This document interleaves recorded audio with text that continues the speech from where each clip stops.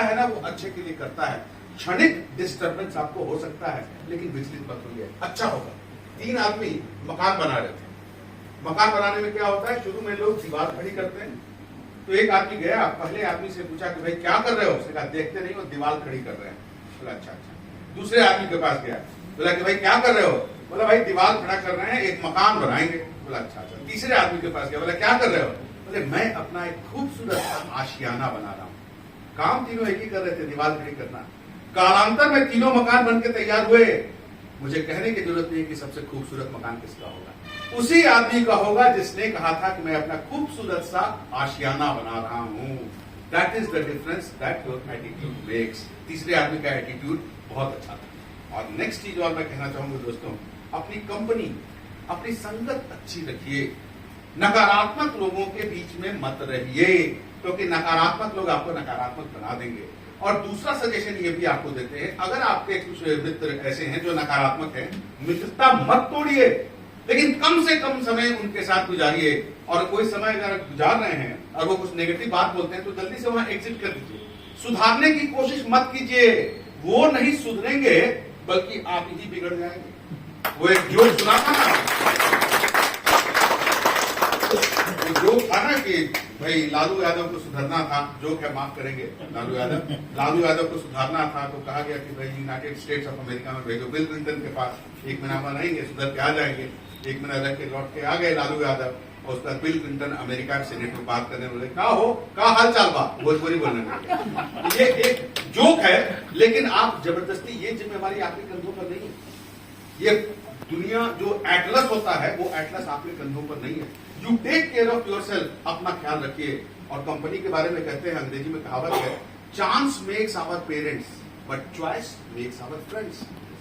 बच्चा किस मां के पेट में है, कौन उसका फादर होगा उसको मालूम नहीं। It is a matter of chance कि किसका बच्चा होता है वो। लेकिन जब आप दोस्त बनाते हैं, मित्र बनाते हैं, तो सोच समझ के बनाते हैं। बनाते हैं या नहीं बनाते हैं? और दोस्त आपके पक्के दोस्त कब बनते हैं? जब आप वयस्क होते हैं। और अगर आपको अच्छा काम करना है, जिंदगी में सफल होना है, तो अच्छी संगत बहुत जरूरी है। और अगली चीज दोस्तों, एक चीज और कहना चाहूंगा, आज का समय बहुत जल्दी से चेंज हो रहा है, बहुत जल्दी चेंज हो रहा है। और कहते हैं कि in this world nothing is permanent but change. परिवर्तन ही एक ऐसी चीज है जिस दुनिया में परमानेंट है, बाकी सब टेम्पररी अस्थायी है। तो चेंज करना बहुत जरूरी है। बस एग्जाम्पल मैं आपको दूंगा, हिंदी फिल्म देखते होंगे आप, हिंदी फिल्म इंडस्ट्री में अमिताभ बच्चन 80 साल के आसपास है, 80 साल का।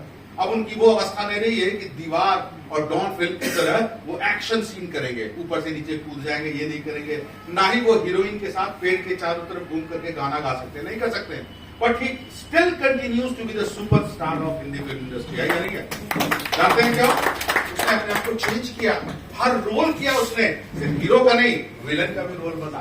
उसके बाद उसने फादर का भी रोल किया, दादा का भी रोल किया, नाना का भी रोल किया।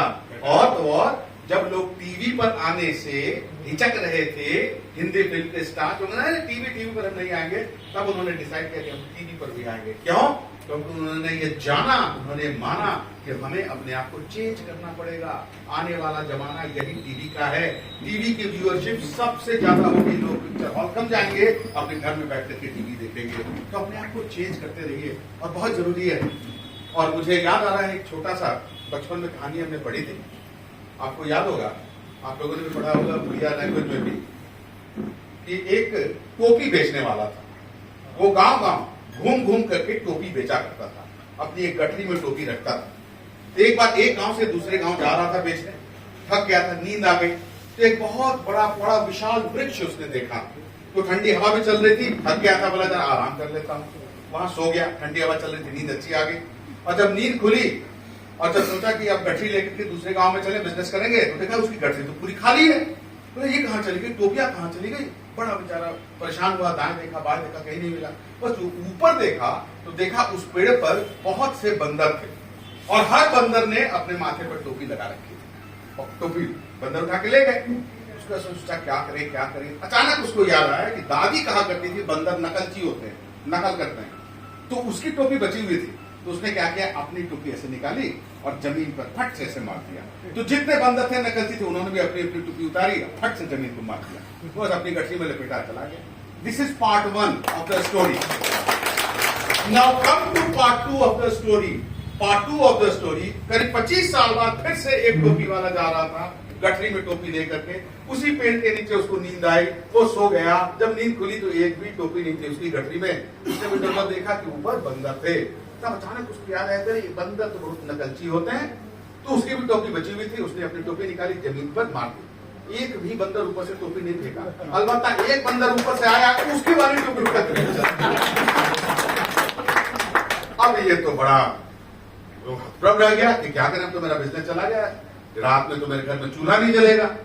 तो रोने लगा और बंदर को बोला, हे देवता बताइए क्या गलती हो गई, क्या गलती हो गई. तब उसमें से जो बंदर का सरदार था उसने पूछा, बोला बच्चू तुमने ये क्यों किया, अपनी टोपी क्यों फेंकी. तो बोला सर, अब देखिए सर बोलने लगा बंदर को. बोला सर, आज से 25 साल पहले मेरे पिताजी भी इसी पेड़ के नीचे गए थे और वो किस्सा सुनाते थे कि आप लोगों ने इसको चुरा दिया था टोपी को, और उन्होंने जब अपनी टोपी उठा करके जमीन को मारी तो आप लोगों ने भी जमीन को मार दिया. तब उस बंदर ने कहा, बच्चू एक नंबर का तू गधा है, बिल्कुल नहीं सुधरा, बिल्कुल नहीं चेंज किया. जमाना बदल गया. वो बंदर जिन्होंने अपनी अपनी टोपी निकाल के तुम्हारे पिताजी के सामने फेंक दी थी वो हमारे पिताजी थे. हम उनके बच्चे हैं. अब हम तुम्हारी टोपी भी लेके चले जाएंगे. दोस्तों, this is part 2 of the story. कहने का मतलब बंदर ने अपने आप को चेंज कर लिया लेकिन आदमी ने अपने आप को चेंज नहीं किया. आज का जमाना जो कहता था कि in this world change is the only thing that is permanent. और चेंज होगा. मैं आपको अपनी इंडस्ट्री के बारे में बात करूं, बताऊं. Life insurance industry, any industry, banking industry, कोई भी इंडस्ट्री आप